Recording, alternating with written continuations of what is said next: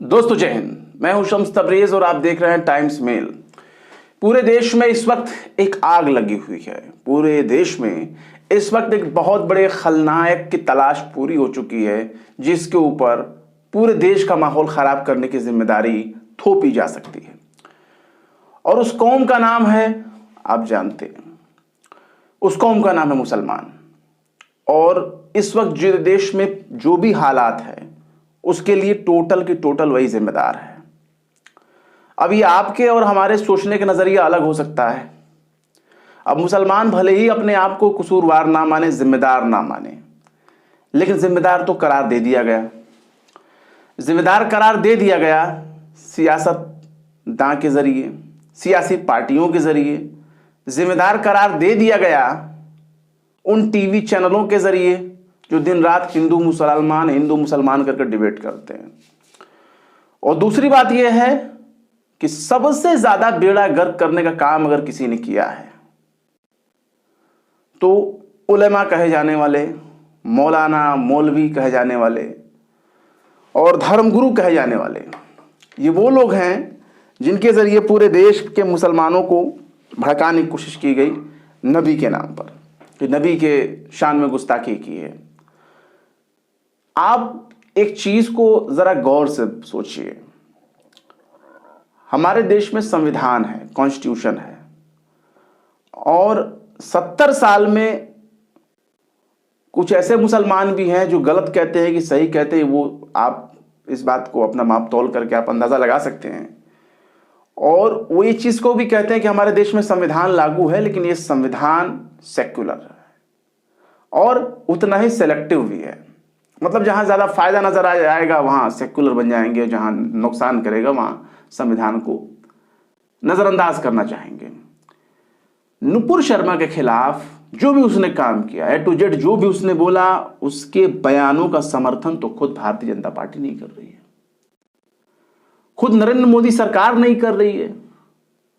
अब वो अरेस्टिंग हो रही है कि नहीं हो रही है, उसकी गिरफ्तारी होगी कि नहीं होगी, वो जेल जाएगी कि नहीं जाएगी, फांसी होगी कि नहीं होगी, कानून तय करेगा। कब जाएगी, कब गिरफ्तारी होगी, ये कानून तय कर देगा। आज नहीं तो कल उसकी अरेस्टिंग होनी है।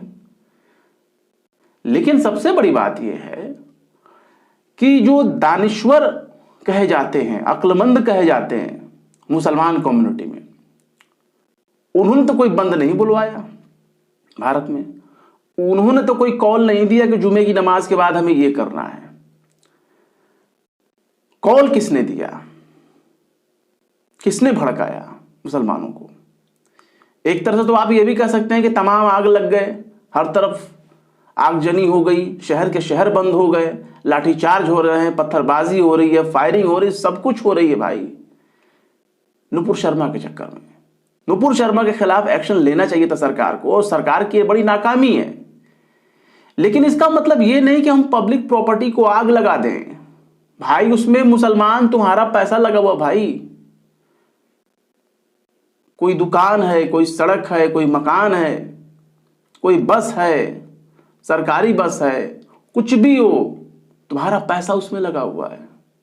एक तो ऐसे ही देश का सबसे कमजोर तबका पैसे के मामले में, रोजगार के मामले में, नौकरी के मामले में, और ऊपर से ऐसी हरकतें, ये हरकतें आपको कमजोर कर रही हैं। और आप उन्हीं लोगों का साथ दे रहे हो, उन्हीं लोगों का साथ दे रहे हो। पूजा शकुन पांडे का बयान है कि शुक्रवार की नमाज में 10, 15, 20, 25 से ज्यादा लोगों को ना रखा जाए, क्योंकि ये लोग आते हैं उत्पात करने के लिए। और ये जो इस बार शुक्रवार को कर दिया गया, ये तो उसके बयानों को साबित कर रहा है, समर्थन कर रहा है। आप कहां डिनाई करने जा रहे थे? तो इसके पीछे मैं आपको एक वजह बता दूं। जहां तक मैंने इन मामलों को देखा है, समझा है और लोगों से बातचीत करके देखी है, मुसलमान लीडरों ने नहीं बुलाया किसी चीजों को। आपको मैं खबर बताऊंगा और दिखाऊंगा भी उस चीज को। कानपुर में सबसे पहले पैलेस्टिंग हुई थी, पत्थरबाजी घटनाएं सामने आई थी, हिंसा भड़कने वाला। उसके बाद मामला धीरे धीरे शांत हो रहा था, दुनिया भर के देशों से बयानात आने लगे थे। तो उससे मुसलमानों के अंदर थोड़ा सा एक मामला हुआ कि चलो कोई तो हमारी दुनिया में सुन रहा है, लेकिन वो आपकी नहीं सुन रहे हैं भाई। दुनिया आपकी नहीं सुन रही है, दुनिया पैगंबर के बारे में सुन रही है कि पैगंबर का मामला है, तब जाकर फॉरेन कंट्रीज बोल रही है, वरना चाइना में मुसलमानों के खिलाफ क्या क्या नहीं हुआ, बर्मा में मुसलमानों के खिलाफ क्या क्या नहीं हुआ, कत्लेआम हो गया, क्या उखाड़ लिया विदेशियों ने, फॉरेन कंट्रीज ने, और Saudi Arabia, Kuwait, Qatar, Lebanon, मिस्र, Iran, Iraq, Syria, Jordan, Malaysia, क्या उखाड़ा आपने? कुछ नहीं उखाड़ा। लेकिन बात नबी की आई। दूसरी चीज यह है कि कुछ ऐसे लोग, फ्रिंज एलिमेंट इधर भी मौजूद है, मुसलमानों के अंदर भी। मेरी बात सुनकर बहुत से लोगों को खराब लगेगा कि हमारे अंदर फ्रिंज एलिमेंट की बात कर। भाई फ्रिंज एलिमेंट हैं, और फ्रिंज एलिमेंट ना होते तो जुमे की नमाज के बाद ये कौन लोग हैं, कौन लोग जो पत्थरबाजी कर रहे थे? आपने मौका दिया पुलिस को गोली चलाने का, आपने मौका दिया पुलिस से फिर पत्थर खाने का, आपने मौका दिया डंडे खाने का। अब भले ही आपने पत्थर ना चलाया हो, लेकिन अब तो हर टोपी वाले को देख देख कर पहचान के उनको यही कहेंगे भाई सड़क पे घूम रहा है, इसका मतलब पत्थर चलाने वाला होगा, उड़दंगी होगा, दंगाई होगा, दंगाबाज होगा। अब तो आपको सीधे दंगाई कहा जा रहा है। आपको प्रदर्शनकारी कौन लिख रहा है? कोई नहीं लिख रहा। सीए, सिटीजन अमेंडमेंट एक्ट के खिलाफ जो प्रोटेस्ट हुआ, जगह जगह शाहीन बाग बने, कितने हिंसक हुए? नहीं हुए। क्यों? उसके पीछे एक वजह थी, और ये वो वजह मैं अभी आपको बता रहा हूं। उसके पीछे सबसे बड़ी वजह यह थी कि उस वक्त जो भी प्रदर्शन हुए वो पढ़े लिखे मुसलमानों के जरिए किए गए, और वो प्रोटेस्ट शहरों में हुआ, और पढ़े लिखे जो मुसलमान थे, जो शहरी तबका था, उसने ही जगह जगह बनाए गए शाहीन बाग का समर्थन किया, और उसने अक्ल से काम लिया। वो इस बात को जानते थे कि दंगा भड़काने की बात आएगी,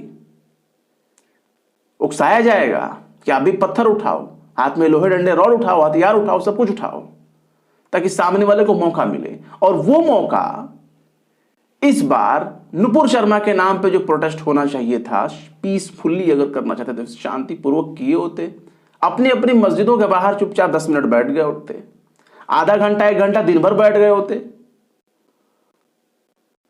तो वो एक धरना प्रदर्शन कहलाता।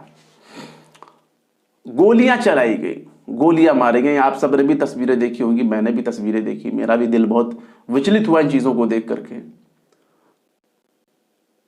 इस तरह से नहीं होता कहीं। मतलब कि अगर भीड़ आप पर अटैक कर रही है, लाठी चार्ज होता है, वाटर कैनन होते हैं, रबर बुलेट का इस्तेमाल होता है, आंसू गैस होते हैं। कितने जगह आपने आंसू गैस देखे, कितने जगह आपने वाटर कैनन देखे, कितने जगह आपने रबर बुलेट देखे? नहीं देखे। लाठी चार्ज होते हुए कहीं देखा? कहीं नहीं देखा। लेकिन गोलियां चली, चलाई गई। किसके दौर में चली? सेकुलरिज्म के अलंबरदार जो हुकूमतें, उनके दौर में चली। उत्तर प्रदेश में अभी तक, जब तक मैं खबर पढ़ रहा हूं, उत्तर प्रदेश में तो हमने नहीं देखा। मध्य प्रदेश में गोली मारने वाली घटनाएं नहीं हुई, उत्तर प्रदेश में गोली मारने वाली घटनाएं नहीं हुई। घटनाएं कहां हुई हैं? झारखंड में, झारखंड मुक्ति मोर्चा, हेमंत सोरेन की सरकार में हुई है इस तरह की चीजें। सेकुलर सरकार है वो। इस तरह के जो प्रवोक किए गए, मुसलमानों को भड़काया गया, भड़काने का काम किया है मस्जिदों के जो इमाम रहे हों, जो मुसलमानों को इमामत करते हो, इस टाइप के लोगों ने। हम मानते हैं कि जो मौलाना टाइप के लोग होते हैं वो जज्बाती हैं, ठीक है, जज्बात हर कौम में है, लेकिन आप में और दूसरों में फर्क क्या रह जाएगा? कोई धर्म संसद के नाम पे अगर गर्दन काटने की बात कहता है, आपको नस्लें तबाह करने की बात कहता है, तो उसके भी अपने जज्बात हैं, उसके भी अपने चीजें हैं, कह रहा है वो। लेकिन आप एक समझदार कौम थे, यहां पर आप अक्ल से काम ले सकते थे। लेकिन सबसे बड़ी बात है कि किसकी बात मानेंगे? जो भी धर्म गुरु टाइप के लोग हैं, आप इनकी बातें अगर मानेंगे, आपके साथ ऐसा ही होगा। कानपुर का आपको याद दिला दूं, शहर काजी क्या कहा था? सर पे कफन बांध लेंगे। आज टूट तो रहे हैं घर। शहर काजी साहब कहां हैं? उनका नहीं, ना कहीं सर नजर आ रहा है, ना काजी साहब नजर आ रहा है, ना उनके सर पे बंधा हुआ कफन नजर आ रहा है, कहीं नहीं है। भड़का कर चले गए, आग लगा कर चले गए काजी साहब। उनको क्या दिक्कत है भाई? मुफ्त की रोटियां मिलेंगी, खुद से उनको खाना बनाना है नहीं, मोहल्ले के लोग खाना बनाते हैं, पहुंचा के चले जाते हैं, उनका पेट भर जाता है।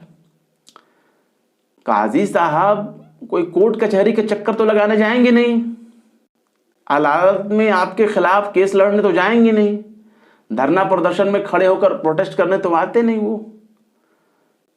तो काजी साहब जैसे लोग, कारी साहब जैसे लोग, मौलाना जैसे लोग, आप इनको उलमा नहीं कह सकते। उलमा का मतलब वो लीडर जिसके अंदर सोचने समझने की सलाहियत हो। बकबक करने वाले लोग लीडर नहीं हो सकते, कोई रहनुमा नहीं हो सकते। मैं आपको चंद घटनाएं बता दूं कि अब क्या हो रहा है। मैंने बहुत से ऐसे पत्रकारों को देखा है जो अपने आप को सो कॉल्ड बहुत बड़े बड़े सेक्युलर थे, जिन्होंने बड़े बड़े न्यूज चैनलों को छोड़ करके डिजिटल मीडिया का सहारा लिया। आज वो इसी माइनॉरिटीज, इसी मुसलमान के लिए कैसे कैसे अल्फाज का इस्तेमाल कर रहे हैं, आप जाकर उनके ट्विटर हैंडल पर देख लीजिएगा। जबकि उनके फॉलोअर्स को बढ़ाने का जिम्मा, उनके सब्सक्राइबर को बढ़ाने का जिम्मा अगर किसी ने अपने कंधे पर उठाया था तो उसी कौम ने, जिसको आज दुनिया भर के वो लानते भेज रहे हैं। जबकि उनको भी पता है कि असल कसूरवार कौन है, असल गलती किसकी है। आप याद रखिए, मैं आपको तारीख इस्लाम में थोड़ा सा ले जाना चाहूंगा। दो लोग अगर सफर में कहीं निकल रहे हों, दो लोग, तो एक साथी अपने दूसरे साथी को लीडर मान ले कि भाई हम दो लोग हैं, ये बड़ा भाई है, छोटा भाई है, तो कोई बात नहीं, छोटा भाई बड़े वाले को अपना लीडर मान लेगा। भाई 70 साल हो गए, अब तो ऐसे ही बिना लीडर के घूम रहे हैं। कोई भी बहका देगा उसके पीछे चले जाएंगे, कोई आपका कोई लीडर नहीं है। और ये लीडर तमाम लोगों में पाएंगे आप। पोप, क्रिश्चियनिटी में पोप आप पाएंगे, हिंदुओं में शंकराचार्य पाएंगे, आचार्य पाएंगे, बड़े बड़े लोग हैं। लेकिन कितने लोगों को इस तरह के मामलों में आप घुसते हुए देखेंगे? नहीं देखेंगे। मुसलमानों में जो भी लीडर हुए, चाहे इमाम हसन, इमाम हुसैन हो, आप चाहे अमीर माविया की बात कर लीजिए, चाहे आप हज़रत खालिद बिन वलीद की बात कर लीजिए, चाहे हज़रत उमर बिन खत्ताब की बात कर लीजिए, हज़रत अबू बकर की बात कर लीजिए, हज़रत उस्मान गनी की बात कर लीजिए, किसकी बात करेंगे? हज़रत सलाहुद्दीन अय्यूबी की बात कर लीजिए, हज़रत हारून रशीद की बात कर लीजिए, किसकी बात आप करेंगे?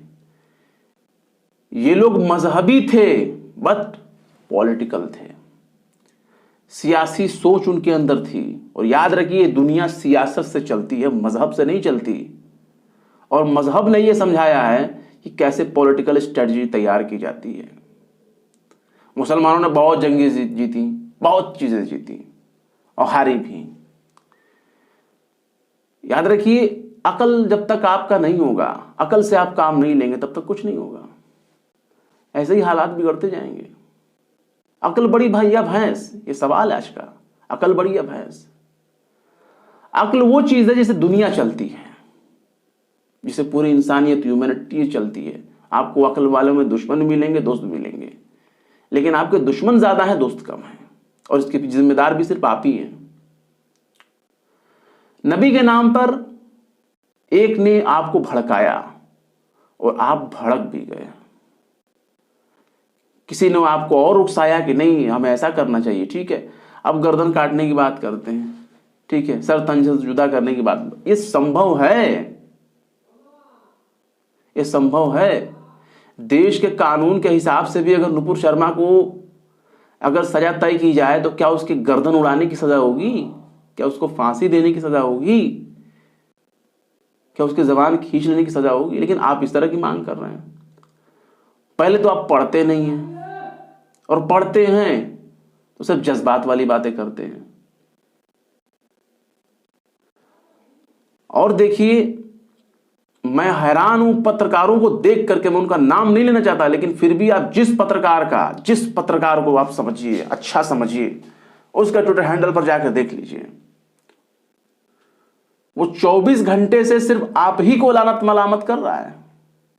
अब इसे मन का भड़ास कहें, चाहे उसके मन में बहुत गुबार भरा होगा और अचानक बहुत दिनों से रोकते वो फट पड़ा, आपको दोषी ठहरा रहा है। मीडिया तो है ही आपको गलियाने के लिए, बातें कहने के लिए।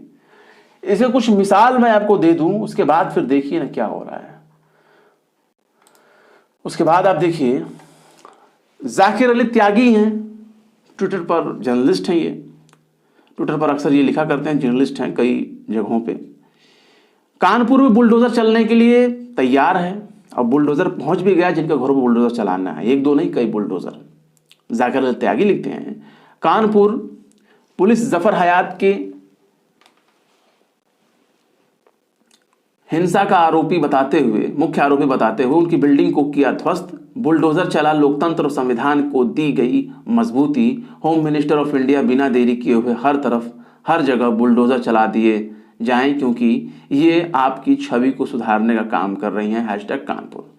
तो इन्होंने बताया कि बुलडोजर चलाए जा रहे हैं, बुलडोजर की घटनाएं दिखा दी गई कि भाई ढा दिया गया मकान जफर हयात का। जफर सैफी ने इसी पे सवाल पूछा कि कहां है वो शहर काजी जो सर पर कफन बांधे थे। अब शहर काजी साहब को पकड़ो, कान पकड़ो, ऐसे ऐठो, काजी साहब कहां हैं आप तो कफन बांध कर निकल रहे थे, कफन बांध के निकल जाएंगे हम, कहां हैं आप? आग लगाकर तो आप तो चले गए, अब भुगते आम मुसलमान। अब काजी साहब कोई नेफल अद्दा की तो पेंशन पाते नहीं है। काजी साहब क्या पाते हैं?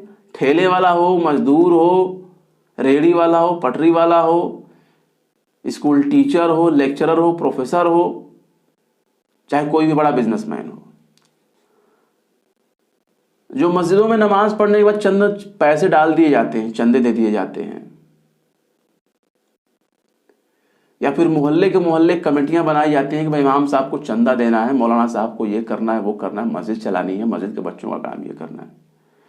काजी साहब आप उन्हीं चंदों को पल रहे हो, और ये काम आपने आरएसएस बीजेपी का काम किया है। और इस तरह की बात कहने में कोई शर्म और संकोच नहीं होना चाहिए कि काजी साहब जैसे लोगों ने ही मुसलमानों का बेड़ा गर्क कर दिया। काजी साहब क्यों नहीं आप सुप्रीम कोर्ट, हाई कोर्ट में या लोकल कोर्ट में पिटीशन फाइल कर पाए? कर दिए होते फाइल। लेकिन इस तरह से आपने भड़काया सर पर कफन बांधने के लिए, और लोग कफन बांध के निकल गए, और आप कहां? आप खिसक लिए पिछली गली से। तो काजी साहब जैसे लोगों के खिलाफ मामला दर्ज होना चाहिए, ऐसे लोगों को सजा मिलनी चाहिए। आम मुसलमान तो बेचारा क्या जाने वो किसने पत्थर चलाए, कौन चलाया, किसने नहीं चलाया, ये कौन जानता है। लेकिन आज पुलिस की लाठियां बरस रही हैं उनके ऊपर, बरस रही हैं। उत्तर प्रदेश की घटना देखिए, सलमान त्रिपाठी हैं, इन्होंने एक वीडियो शेयर किया है, 32 सेकंड का वीडियो है, और इसमें ये इन्होंने वीडियो को शेयर करते हुए ट्वीट किया कि बलवाइयों को रिटर्न गिफ्ट। और उस वीडियो में क्या दिख रहा है कि कई लड़के हैं पकड़े गए हैं, टोपी कुर्ता वाले शायद ही उसमें कोई हैं, लेकिन ज्यादातर नॉर्मल ड्रेस वाले लोग हैं, पैंट शर्ट जींस वाले लोग हैं। और उनको पकड़ करके पुलिस उनको टॉर्चर कर रही है, डंडे का डंडा उनको पीट रही है। किसी की औलाद है वो भी, किसी के भाई बहन, किसी के बाप है वो भी, पीट रही है। काफी दर्दनाक वो वीडियो है, कोई भी देख करके उसका दिल दहल जाएगा कि इस तरह से बच्चों को पीट रहे हैं। रोहिन कुमार हैं, पत्रकार हैं, लिख रहे हैं पुलिस को अगर बलवाइयों को पकड़ ही लिया तो कानून के हिसाब से कार्रवाई कर सकते हैं ना। ये बर्बरता पुलिस की किस रूल बुक में है, या पुलिस भी बलवाई है? इस सवाल किया कि भाई पुलिस भी बलवाई है। और तो और एक विधायक अपने नागरिकों पर हो रही पुलिस की बर्बरता को रिटर्न गिफ्ट बताकर ट्वीट कर रहा है, यह कस्टोडियल टॉर्चर है। अब आप बताइए कि इसके लिए जिम्मेदार कौन है? प्रशांत भूषण बकायदा इस वीडियो को रिट्वीट करते हुए लिखते हैं, और लिख जो रहे हैं वो बड़ा गंभीर है। While this criminal in the uniform be held liable for this brutality, बोल रहे हैं कि क्या वर्दी में इन अपराधियों को इस क्रूरता के लिए जिम्मेदार ठहराया जाएगा, ये सवाल हो रहा है। और मीडिया तो काम है ही करने के लिए, तो कर रही है। कहीं भी अगर दंगा होता है तो डायरेक्ट गोली नहीं चलाई जाती है, और गोली चलाई जाती है तो हवा में, सीधे हवा में बंदूक करके गोली चला दी जाती है, हवा में ऊपर, दाएं बाएं भी नहीं, इधर उधर भी नहीं, या तिरछा भी नहीं कि आप रे हम तो भीड़ सामने थी और मैंने ऊपर ऐसे गन करके मारा, ऐसे नहीं हो सकता। किसी बिल्डिंग में लग जाए किसी शख्स को। और उसके बाद रांची वाले में तो बाकायदा पुलिस पिस्टल से अटैक कर रही है, गोली मार रही है, सीधा निशाना ले, वो ऊपर नीचे दाएं बाएं नहीं था। तमाम तरह के वीडियोस आपने देख लिए होंगे, मुझे ज्यादा कुछ कहने की जरूरत नहीं पड़ेगी। अब देखिए, आपको याद होगा उसी रांची से, उसी झारखंड की बात है। झारखंड से कुछ दिन पहले वीडियोस आया था जिसमें भगवाधारी लोग, या यूं कहें तो कट्टरपंथी लोग, भगवा लहरा रहे थे, तलवार लहरा रहे थे और मुसलमानों को गाली दे रहे थे, वो भी माँ की गाली, और पूरा धुन में बकायदा उछल उछल कर गा रहे थे। पुलिस वहीं खड़ी थी, या ये कहें कि पुलिस बल्कि वहीं खड़ी थी तभी ये हो रहा था। पुलिस ने कोई फायरिंग नहीं की। बहुत से मस्जिदों पे भगवा झंडे लहराए गए, बहुत से गलियों में घुस करके दंगे फसाद किए गए, तोड़फोड़ किए गए, आगजनी किए गए। कितने पुलिस ने कितनी गोलियां खर्च की और कितने लोगों को गोली मारा। लेकिन इसमें हुआ ये क्योंकि 70 साल से आप अक्सर देखते ही आ रहे हैं, होता रहता है। मुसलमानों को लेकर के एक अलग मानसिकता है और इस बात को सभी जानते हैं। और जो भी आज देश में आजाद पत्रकारिता है वो उन चीजों को समझ रहे हैं। चाहे जमीयत का मामला रहा हो, चाहे all India Muslim personal law board का मामला हो, सबने इस बात को मना किया है कि नहीं, ये टेलीविजन डिबेट नहीं होनी चाहिए। मुस्लिम पर्सनल लॉ बोर्ड ने तो बाकायदा मौलानाओं को ताकीद किया कि नहीं, आप मत जाओ, वहां आपके खिलाफ साजिशें चल रही हैं और आपका मिसयूज हो रहा है, आपका गलत इस्तेमाल किया जा रहा है मुसलमानों के खिलाफ, मुसलमानों को खड़ा करके। ये चीजें हो रही हैं। ये देखिए, आरिफ खान नाम के ट्विटर यूजर हैं, उन्होंने एक वीडियो शेयर करते हुए लिखा, वही झारखंड का गालीबाजी वाला, मेजॉरिटी कम्युनिटी झारखंड पुलिस के सामने हथियार के साथ थी और मुसलमानों को गंदी गंदी गालियां बक रही थी। पुलिस ने उन्हें नहीं रोका और कल मुसलमानों को रोकने के लिए सीधा गोली चला दी, जिससे पता चलता है कि सामने मुसलमान हो तो कोई भी मुरव्वत नहीं होता। ये तमाम चीजें, एक बच्चे को भी आपने देखा होगा, एक बच्चा जो है उसको पुलिस ने कहा कि अरे भागो भागो, बच्चा है, फिर उसको पुलिस ने पीटा। ये तमाम चीजें हैं और इसमें मौका मिलता है उन दंगाइयों को जो हर मामले में मुसलमानों को गाली देने की कोशिश करते हैं। देखिए जैसे कि कपिल मिश्रा ने क्या लिखा, नमन पुलिस वालों को, सुरक्षा बलों को, सीआरपीएफ आरएफएफ के जवान और उनके परिवार वालों को। देश के लगभग हर शहर में जिहादियों के गोली, बम, पत्थर, आग, नफरत और हमारे बच्चों के बीच ये वीर जवान ही दीवार बनकर खड़े हैं।